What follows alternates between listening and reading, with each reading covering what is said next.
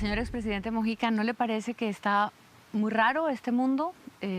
¿No está desafiando ciertas predicciones de lo que podía llegar a ser la tecnología con los seres humanos? La Sí. impresión es... Nunca hemos tenido tantos medios, tantos recursos, tanta capacidad de consumo, tanta cosa. Probablemente haya muchísima gente que esté muy lejos de vivir feliz. Hay un dilema, no nos queda tiempo para perder el tiempo. Y en alguna medida creo que la alegría de vivir de la gente los golpea. Hay desazón, cosas incomprensibles, muchos suicidios de gente joven, en la edad de eclosionar la vida, con sensaciones de fracaso que no se pueden superar. Hay mucha soledad en el medio de las grandes ciudades. Han aparecido instituciones raras. En Japón hay un ministerio de la soledad. Y en Inglaterra también. Porque como tendemos a vivir un poco más, hay muchísima gente que queda sola. Pero es curioso cuando justamente entre la comunicación vertiginosa que tenemos con las redes sociales, con teléfonos celulares, con mensajería instantánea, donde las voces están permanentemente interactuando, pareciera que alrededor de, en vez de soledad, habría ruido, habría mucha compañía, paradójicamente, pero pasa lo contrario. No hablamos con el que llevamos adentro, el que nos enseñó el camino de la misantropía. Recibimos mucho, pero no buceamos adentro de nosotros. ¿Y cómo se puede liderar un mundo así? ¿Cómo alguien puede asumir la tarea, el rol de asumir ideas, de querer contribuir con sus gobiernos, con sus propuestas, con intentar hacer cambios, con intentar generar algo nuevo cuando pareciera que esto nos desborda? Los seres humanos tenemos mucho más capacidad de soñar que de poder concretar lo que soñamos. Pero si no soñáramos, no caminamos. Al fin y al cabo, caminar es moverse dentro de un margen de incertidumbre grande.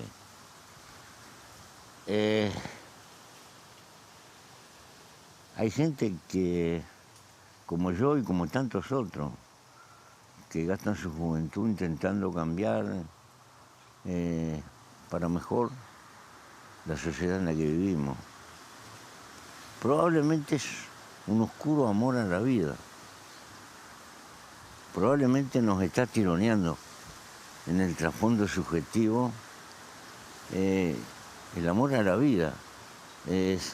Sabiendo que uno se va, lucha por la idea de que quede un mundo un poco mejor para los que quedan. No sé si está claro desde el punto de vista de la conciencia. Pero hoy sabemos que nuestra conciencia racional está muy manejada por mecanismos del organismo. La biología es mucho más complicada de lo que parecía. Mi generación era muy ideológica. Sí, porque era ideológico el mundo en ese momento también, ¿no? Porque nosotros venimos del racionalismo, había que romper con el mundo escolástico. Y bueno, y el Dios razón adquirió una dimensión, pero 50, 80 años más adelante nos empezamos a dar cuenta por el camino de la ciencia que hay una esfera de razón, pero hay otra esfera muy importante de sin razón, y que a veces el organismo toma una decisión y que la conciencia lo único que hace es encontrarle las justificaciones que tomó en su momento. El subjetivo. Entonces la cosa es mucho más complicada Sí. de lo que parecía. Los racionalistas éramos terriblemente ingenuos. Reducíamos la criatura a una ecuación racional y es mucho más complejo y hermoso. El ser humano va madurando y usted lo está diciendo, es el encontrar la sabiduría de la vida, simplemente de entender cómo entender esa misma sabiduría, esa misma madurez en los pueblos, en los países, en las naciones, porque no necesariamente corresponde al mismo no. proceso. Lo peor que muchas veces pienso que no aprendemos por lo que nos dicen, aprendemos por lo que sufrimos. Y siempre que no nos destruya, nos enseña más el dolor que la bonanza. Porque la bonanza nos suele poner engreída. Y el dolor, si no nos destruye, siempre nos deja una lesión. Por lo menos en mi caso personal. Yo no hubiera desarrollado buena parte de mi manera de pensar si no hubiera vivido la peripecia que viví. Muchos años de soledad, y, en fin.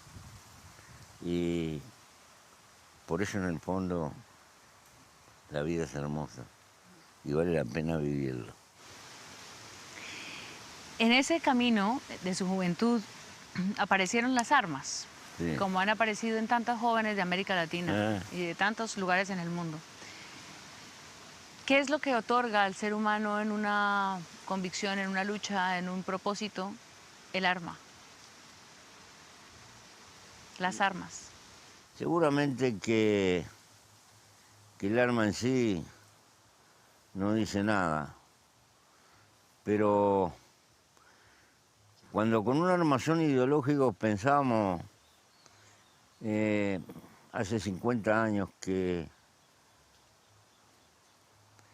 la sociedad liberal tenía un fundamento filosófico hermoso, pero en la realidad era bastante mentirosa, porque la desigualdad económica que se daba dejaba a mucha gente sin el derecho a una igualdad mínima. Esa igualdad de derechos no se correspondía con una igualdad de oportunidades en el camino de la vida. Y estábamos, de una forma u otra, retocados contra eso. Y creíamos que íbamos a cambiar el mundo. Tuvimos que aprender que el cambio del mundo es mucho más difícil. Que lo que podía ser aparente era mucho más difícil y caro. Y que en definitiva, si no cambia la cultura, no cambia nada. Se pueden hacer muchos cambios materiales, pero si no cambia las claves culturales que conducen nuestra vida, es muy difícil un cambio verdadero. Y entonces, y estamos en un mundo muy contradictorio, muy hermoso por un lado, desafiante, por otro muy contradictorio. Porque ahora nos toca vivir una civilización que por momentos parece que no tiene rumbo, que la maneja solo el mercado, la rutina del mercado, las conveniencias del mercado. Pese a que la filosofía ha hecho estas reflexiones, pese a que la sociología nos ha dado claves, pese a que la misma evolución de esto que estamos hablando da elementos y casi que pone las certezas adelante, seguimos actuando de la misma manera como humanidad en algunos sentidos. Lo que usted dice, quizá por el mercado, pero las armas siguen estando presentes. ¿Le parece? Eh, sí. Hablemos de Putin. Bueno, de A ver. Putin y de la OTAN. Y de la OTAN. Hablemos de todo. Hablemos de todos. Esto nos van a llevar a una guerra nuclear todavía. Y no se entiende cómo hoy en día estemos frente a este desafío, porque las claves no son las de la Segunda Guerra Mundial. No. Entonces es una guerra que es como a destiempo, pero está sucediendo todos los días en nuestros días. Es que en el fondo no es una guerra con Ucrania. En el fondo es un coqueteo entre Estados Unidos y China.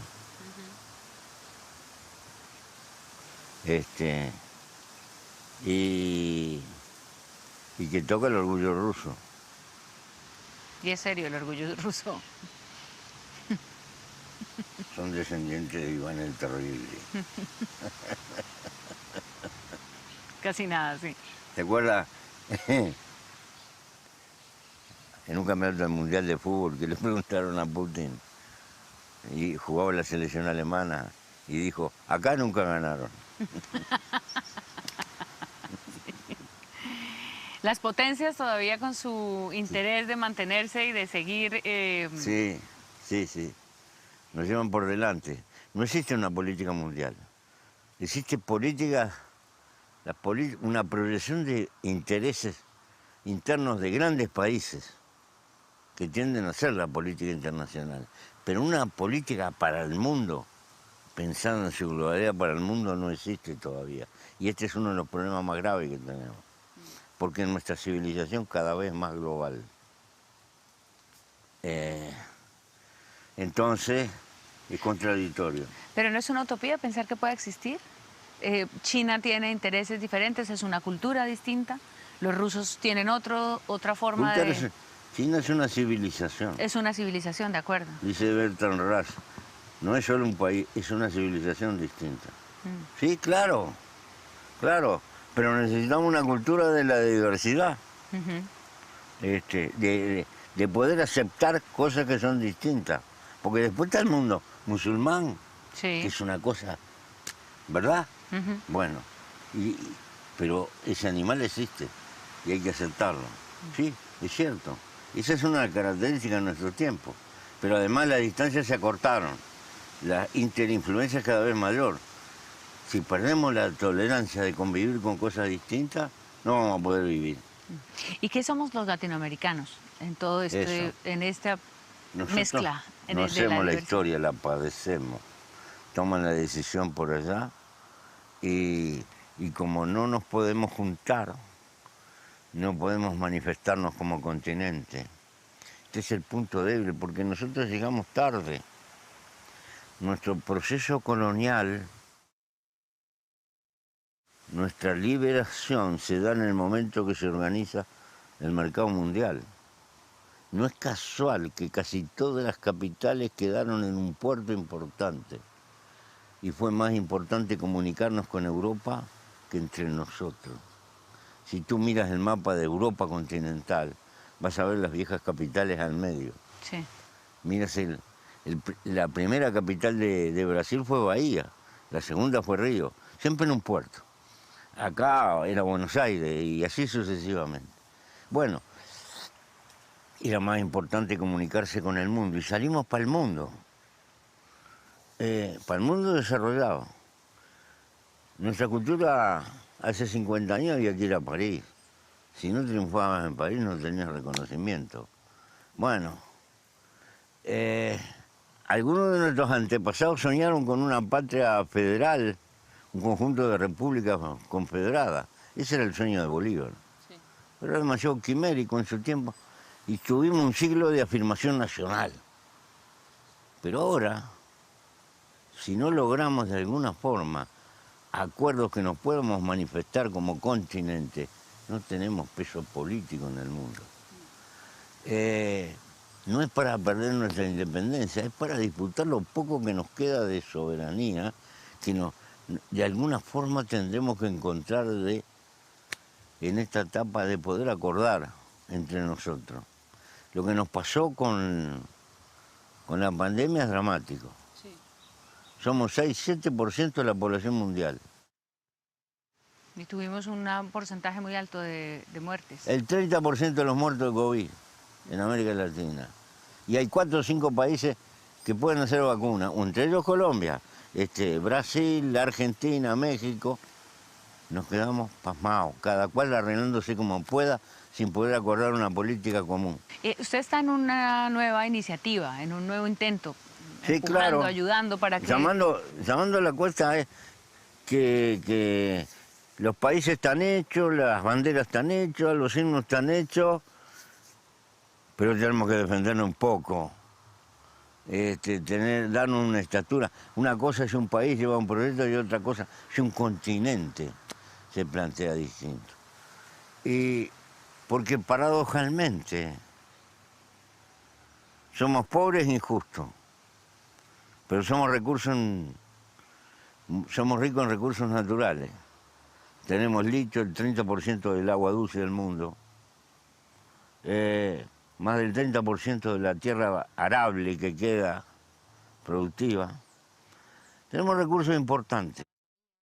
La Amazonía, el río Padre, el Amazonas, que es una cosa... Sí. Tenemos cosas que valen la pena. Pero tenemos que darle valor y llamarle la atención al mundo rico, que también nos precisa. Nos precisa, pero nos usa. Nos usa demasiado y tiene que repartir un poco más. ¿Será que se logra con Se logra voluntad? Si sos fuerte. Sí. Si no, no se logra. Y para ser fuerte tienes que ser pesado. Y para ser pesado tienes que juntar. Esa es la contradicción. ¿Y está viendo voluntad? ¿Está viendo momento? Todo tiene en la historia un escenario, un momento en el que las cosas... Hay una oportunidad. Puede pasar. La tenemos que aprovechar. Hay algunos mandatarios que ven estas cosas.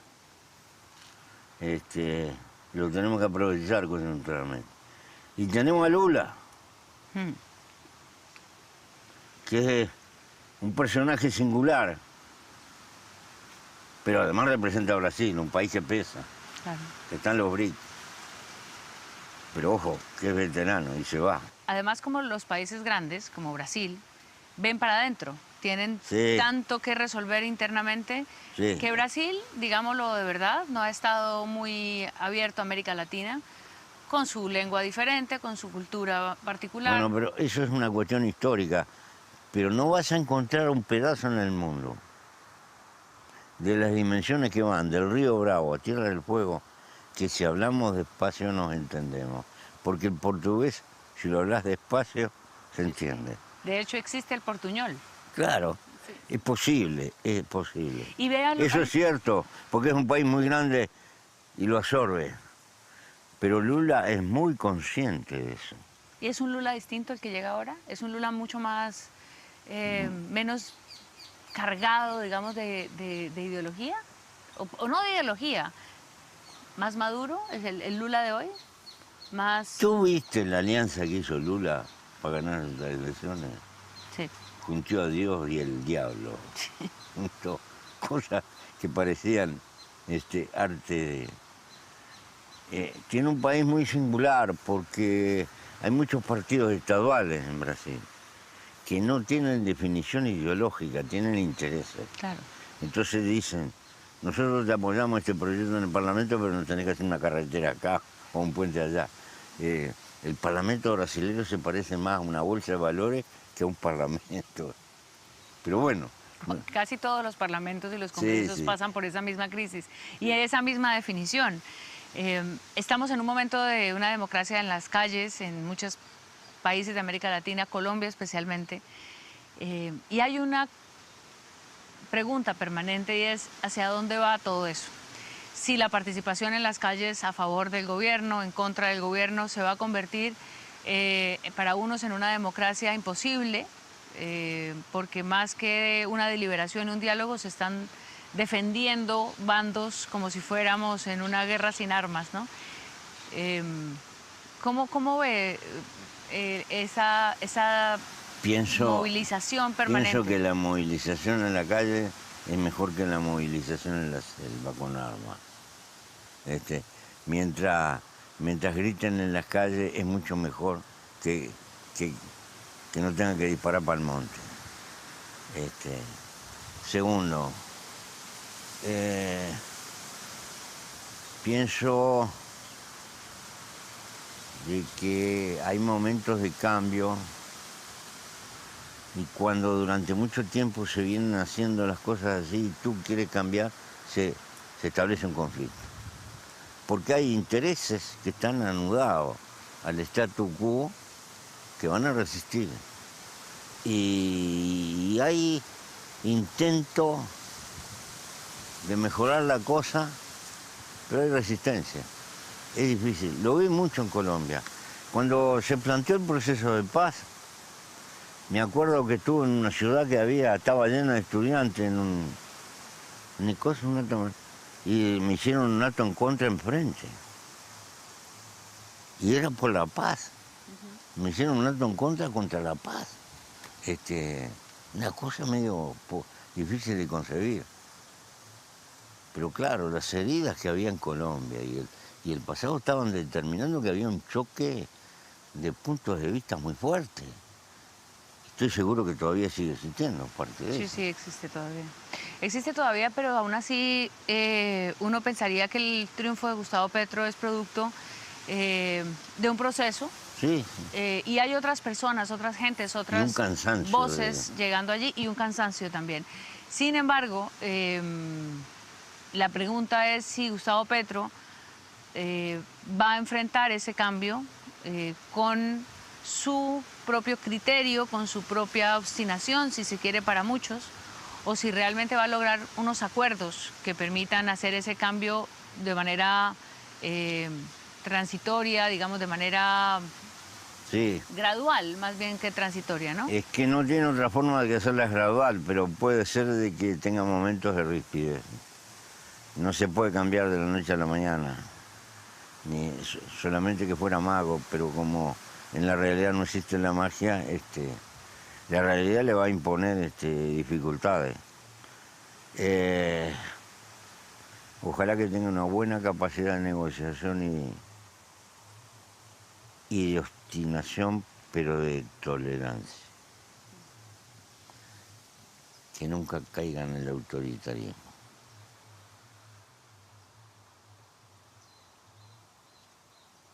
Que sean valores democráticos y sea un diálogo verdaderamente abierto, incluyente. Hay quienes dicen Gustavo Petro no es un revolucionario al estilo bolchevique, es más bien una persona que entiende los cambios como una especie de anarquía, como un movimiento del caos. ¿A usted le parece que eso puede ser una manera de verlo hasta este momento, que todavía no podríamos definirlo 100%? La verdad que a la distancia, no sé, no me parece que tenga nada ni de una cosa ni de la otra, porque por lo menos el discurso que he visto es bastante racional. Ahora, después del punto de vista práctico, lo que le deseo suerte, pero no es por Petro, es por Colombia, porque esta es un desafío, pero es una oportunidad también, porque significa una ruptura con un pasado, y uno tiende a pensar, lo que viene tiene que ser mejor que el pasado. Ese proyecto de paz total me parece formidable, pero las contradicciones que tiene son enormes también. No sé. Porque no alcanza con Petro, alcanza con mucha gente que trabaja en ese sentido.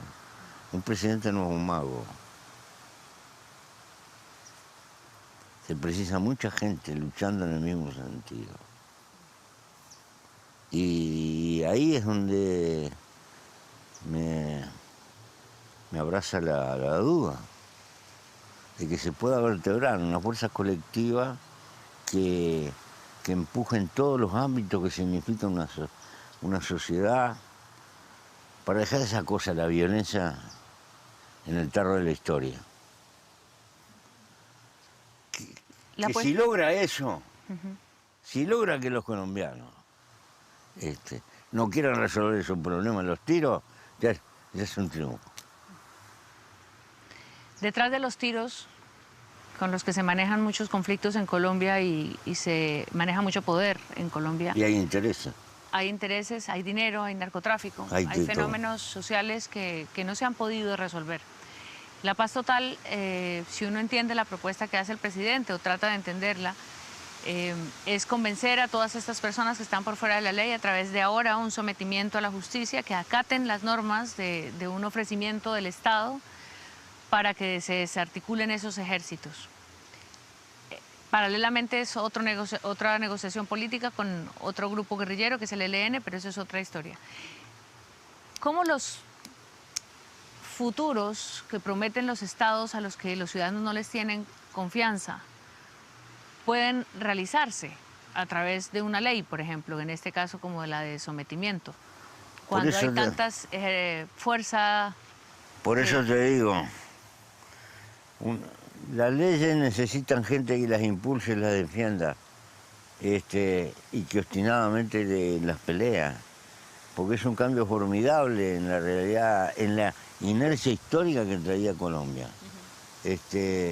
Entiendo perfectamente que si alguien que participó en esta gesta de violencia lo único que le estás ofreciendo es que vaya preso, se va a resistir y se va a ir para el monte, o algo por el estilo. Pero me parece que este proceso de paz, por lo menos teóricamente, tiene bastante inteligencia, porque coloca el intento de la verdad de frente y le pide a la ciudadanía una aceptación de la propia realidad. Y vamos a dejar esto y a seguir. Pero claro, se necesita mucha capacidad de convencer mucha gente. Y siempre va a haber un margen de contradicción.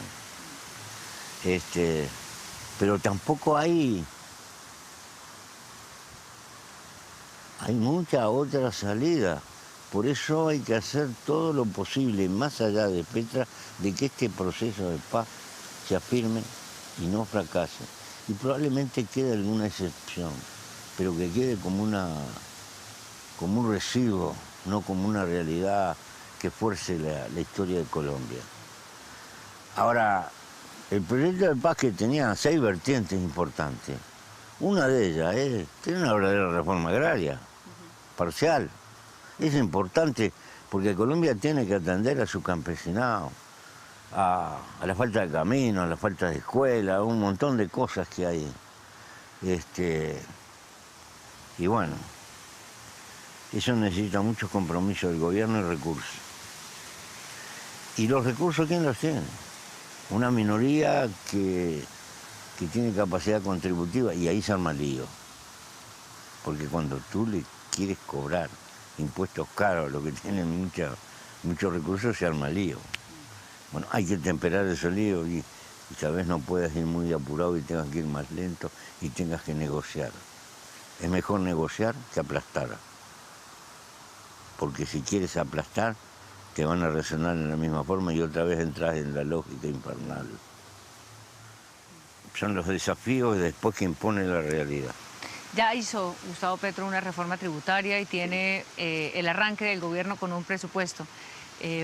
La discusión ahora está en el alcance de ciertos cambios sociales y en la conveniencia de ciertas reformas a lo que hay. Encontrar el sentido de cambio cuando hay algunas políticas que funcionan, puede que no funcionen bien, pero que funcionan, es como decirle a la gente no pierda lo que ya ha ganado, que lo poquito que tiene sirve. ¿Cómo hacer cambios de verdad? Cuando se está atesorando como un ahorro de cambio que se tiene guardado, ¿no? Como un ahorro de ganancia que se tiene. Porque de pronto la gente dice, si nos ponemos a cambiar todo tan profundamente, vamos a perder lo poquito que hemos logrado o lo que hemos logrado, cada quien lo calificará en su proporción. Sí, seguramente que esas cosas están. Seguramente. Todo tiempo que cae de cambio crea incertidumbre. Sí. Y por ello implica tener flexibilidad. Soy viejo Sí. y he visto muchos temporales. Y muchas veces en los temporales los árboles muy grandes se caen. Pero nunca vi un cañaveral caído. Porque las cañas son flexibles. Pasa la tormenta y se enderezan. Se necesita flexibilidad. Es decir, cierto margen de tolerancia y capacidad de negociación. Y si no puedes lograr 100, trata de lograr 40. Negocia algo, pero da un pasito.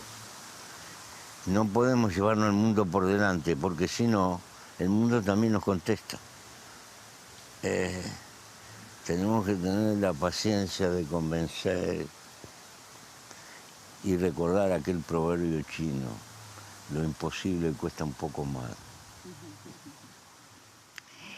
¿Cómo siente que el liderazgo uruguayo, en el sentido de ser un país pequeño, pero tener tantas cartas de presentación ante el mundo por la concertación política, incluso por la forma, hablábamos al comienzo de su estoicismo, que ha dado la vuelta al mundo reconociendo en Uruguay un pueblo que puede ser presidido por una persona que no cambia, que no se deja adular por el poder, que simplifica de alguna manera en reflexiones de vida la política? ¿Por qué pasa eso en Uruguay? ¿Por qué? Tuvo suerte la historia del Uruguay. Somos hijos de nuestra historia. El Uruguay vivió casi un siglo de guerra. Lo que nosotros llamamos en el Uruguay partidos tradicionales tienen la vida del país. Ahí están. Pero tuvieron algunos personajes, allá por 1900 y pico, que si el Uruguay hubiera sido un país del tamaño del argentino, de Colombia, la historia política del mundo diría: la socialdemocracia se inventó en el Uruguay. Como somos un país poco significativo, ¿por qué te digo esto? Tuvimos un gobierno en 1910, te pongo, que separó la iglesia del Estado, con un presidente que escribía Dios con minúscula, que siendo presidente tuvo el coraje en 1910 de juntarse con una mujer con 3 hijos, ¿tá? Y que le dio a la mujer en 1912 el divorcio por su sola voluntad, que reconoció las 8 horas en 1914, que decía: el sindicato del abogado del pobre. Hay que ubicarse en la fecha, ¿no?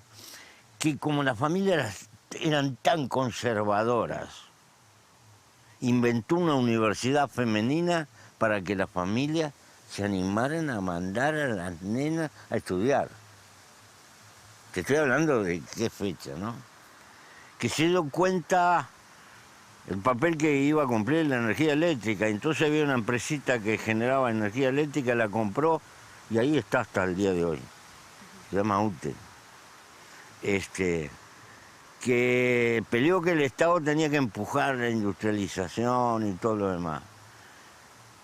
Que tiene la enseñanza universitaria que como acá no había hombres de ciencia ni técnicos, dijo: vayan a buscar el mejor agrónomo que puedan encontrar en el mundo, y trajeron un prusiano para fundar la Facultad de Agronomía. O trajeron un americano, un veterinario, para fundar la Universidad Veterinaria, que generó escuelas por todo el país. Bueno, tuvo suerte porque después tuvo líos políticos, fundó un colegiado, bueno, de todo hizo. Le tenía miedo al Poder Ejecutivo y entonces inventó un colegiado, pero nos metió una impronta en alguna medida, un largo periodo de 20 y 25 años, que modeló un poco este país. Nosotros tenemos consejos de salario de la década del 40. Entonces, y claro, y tuvimos un desarrollo cultural. En realidad, esta zona del mundo, el Río de la Plata, con el Imperio Inglés no nos fue tan mal.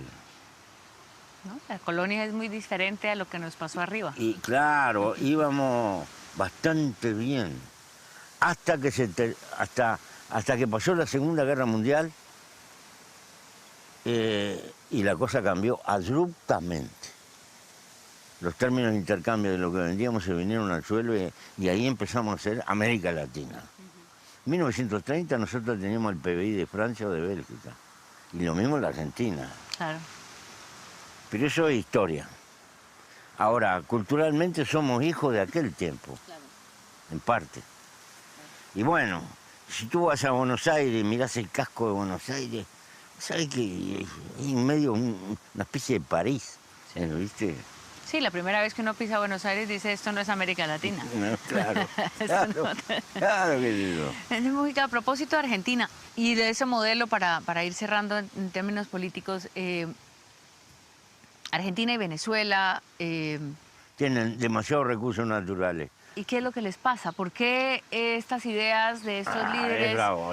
agotaron todos los recursos y todas las organizaciones, digamos, que pudieran uno llega a la institucionales conclusión a veces sustentarlo? que el exceso de recursos naturales termina jugando en contra. Porque me hago esta pregunta, ¿y qué tiene Japón? Un montón de piedra en el medio del océano. Ajá. Y es la tercera economía del mundo. Pero tiene japoneses, y la Argentina tiene argentinos.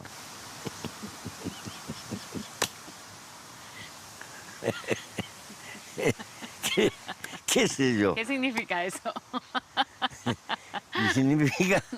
y significa que tiene una capacidad de despilfarro, de licoso que es brutal. Y sin embargo son talentosos. Es el país de América Latina que tiene mayor cantidad de premios Nobel. Pero es como si el exceso de recursos le jugara en contra. El exceso de talento y de recursos. ¿Y el proceso venezolano?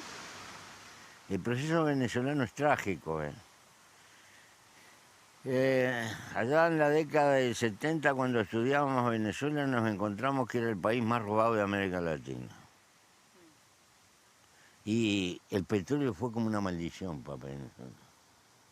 Porque uno se pregunta, pero ¿y los llaneros de Bolívar? ¿De dónde salieron? Porque yo estuve en los llanos venezolanos. No queda ni el loro, no hay nadie. Un pasto elefante de casi 2 metros, y no hay un animal, nada.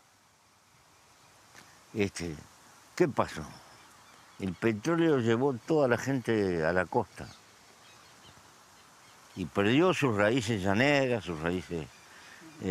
y perdió oficios, perdió trabajo. Se acostumbraron a vivir de todo importado, y todo importado, y todo importado, todo importado.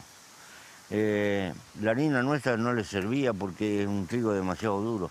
Tiene que ser tipo italiano. El papel higiénico que hacemos nosotros tampoco sirve porque es muy bruto. Tienen un ron espectacular en los principales consumidores de whisky de América. Entonces, el tener plata disponible les hizo un veneno. Les mató la cultura y perdieron los oficios. No sé lo que va a pasar. A la larga van a salir, pero pagan un costo muy grande. Pero sí, lleva un costo muy alto. Usted... Hace unos años había como 5 millones de colombianos que vivían en Venezuela. Ahora pasó al revés. Ahora están llegando venezolanos a Colombia. El proceso de migración es otro asunto en América Latina que muy posiblemente va... Ahora, Colombia y Venezuela tienen un grado de identidad a sus pueblos que es brutal también. Sí, total. Yo soy de la frontera, así que yo lo sé, cerca de la frontera. El alimento, los alimentos, la crisis de alimentos en el mundo, con todo lo que estábamos hablando al comienzo sobre este desafío de qué nos está pasando en estos tiempos. Hay grandes inversiones que vienen por alimentos a América Latina. Usted cultiva aquí en Yo este cultivo, chaco. ahí tengo el maicito que voy a consumir todo el año. Lo tuve que regar para sacarlo, porque si no, hace rato que no llueve. Pero tenía un poco de agua. Hoy está como con ganas de llover. Sí, pero es puro amague, es puro amague, no llueve nunca. ¿Qué pasa y cómo afrontar este dilema de los alimentos? ¿Cómo afrontar este dilema de los alimentos, de la falta de alimentos que va a haber en el mundo? Usted que trabaja la tierra, usted que ha permanecido creyendo... Hay recursos humanos, hay recursos. Esta zona puede producir el triple de lo que produce. Nosotros acá en el Uruguay, si pudiéramos invertir lo que necesita una política de agua, mire, si logramos regar 300.000 hectáreas, equivale a 2 o 3 puntos del PBI. Si pudiéramos regar 1.000.000 de hectáreas, son 10 puntos del PBI. Es una de las cosas, de los caminos más rectos, pero hay que invertir, porque hay que hacer obras de acumulación de agua importantes, sobre todo en el norte.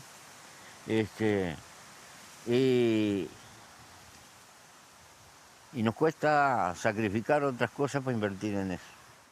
Sí, Colombia tiene un gran problema con esto, ¿no? Y es que la reforma agraria no se ha hecho y cada vez el campo expulsa más personas hacia las ciudades. Y se pierde el oficio. Se pierde el oficio. A mí hay cosas en Centroamérica que me impactaron. Yo fui una vuelta a Venezuela cuando era ministro a llevar unas vacas lecheras en la frontera. Me encontré con gente cortando pasto con un machete. Y yo me agarraba la cabeza, digo, no llegó la guadaña todavía acá. No llegó la guadaña, no llegó la voz. Cortar con un machete. Se fue barbarizando la cultura campesina. Se fue perdiendo. Porque si dejas de trabajar, pierdes los oficios. Es importante eso. Hay que cuidar a los campesinos. Y hay que apoyarlos y hay que desarrollarlos, porque son productores de comida. La comida no va a venir sola del suelo, va a precisar hombres y mujeres que... pero nos cuesta mucho porque las grandes ciudades tienen un poder de atracción brutal culturalmente. Bueno, y el precio de los fertilizantes y todo el asunto global que hay alrededor de todo eso. Si usted echara hacia atrás, para terminar, ¿usted viviría su vida igual? No sé. Yo qué sé. Si alguien de 15 años lo escucha hoy en día, lo que le diría, sí. Seguramente que trataría de ser menos torpe.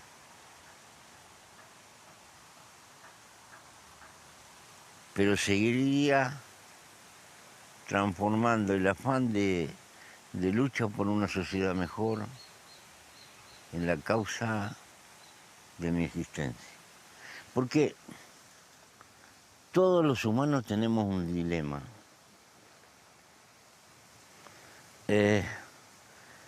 Los otros animales tal vez no tengan este dilema. Esta tragedia potencial que tenemos es por el desarrollo de nuestra conciencia, que nos da muchas posibilidades, pero nos lleva también a hacernos preguntas que no tienen respuesta. Si la vida tiene un sentido. Y nacemos por un milagro, pero también una rana nace por un milagro, un escarabajo también. Pero después concretado el milagro, nosotros tenemos esta pregunta. Podemos incidir en parte en el rumbo de nuestra vida, en parte. Puede agarrar para acá o puede agarrar para allá. Eso depende de nosotros.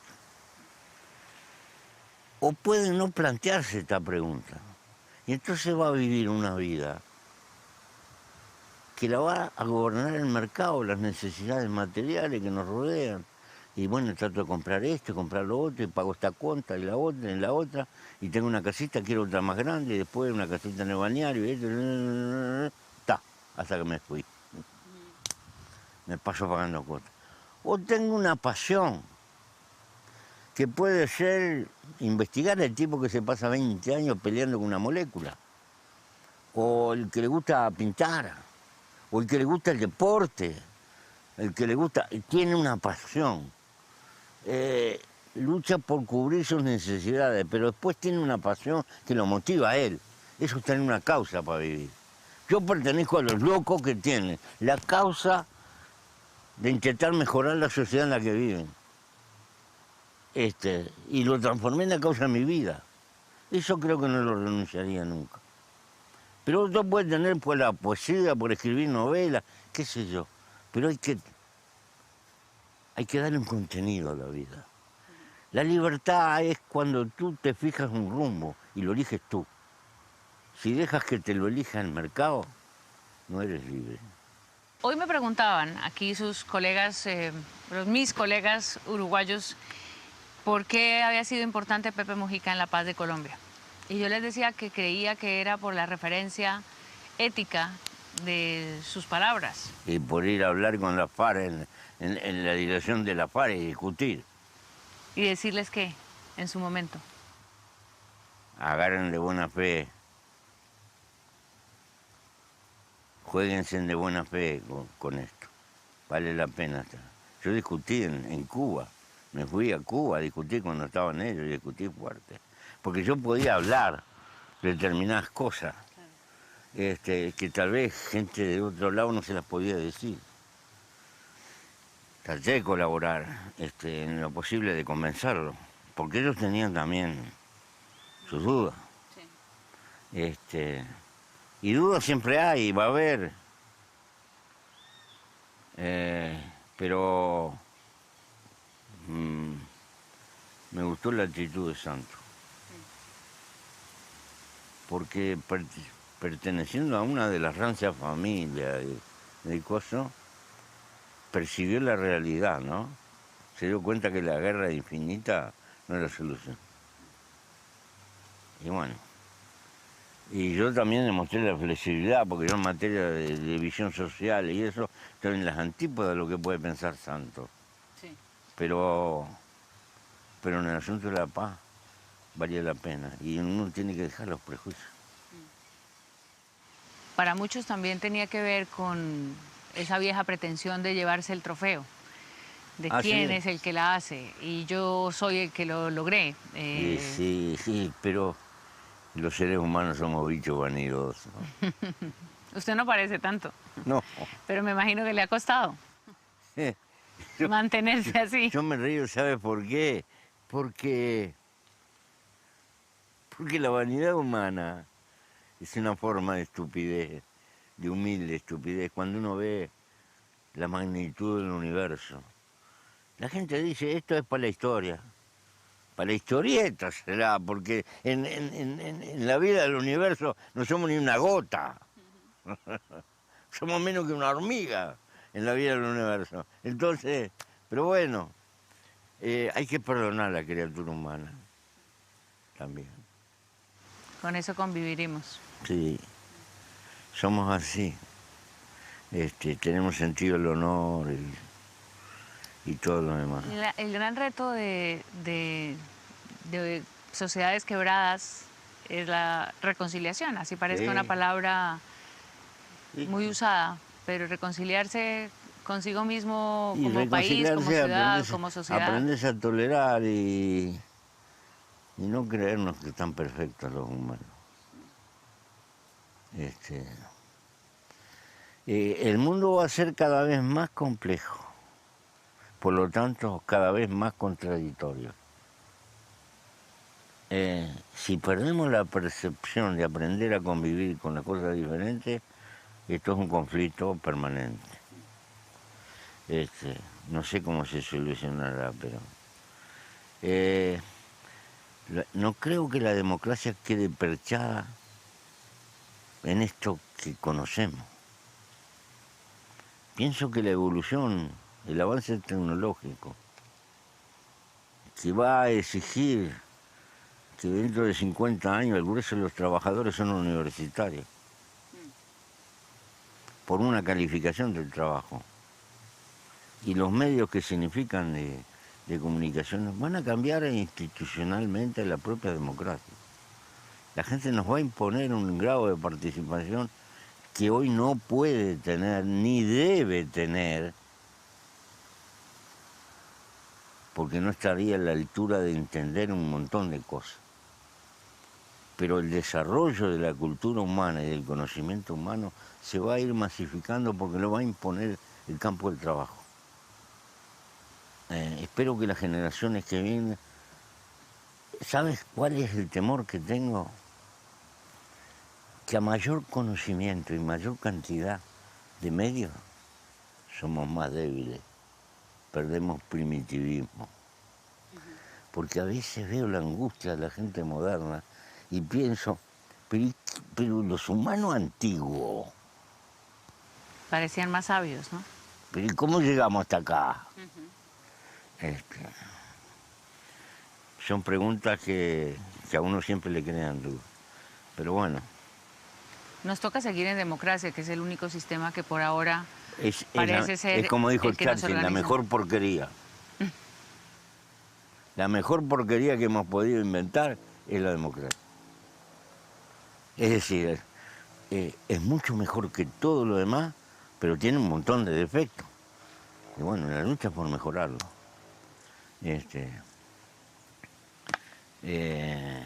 Las soluciones totalitarias a la larga son un desastre.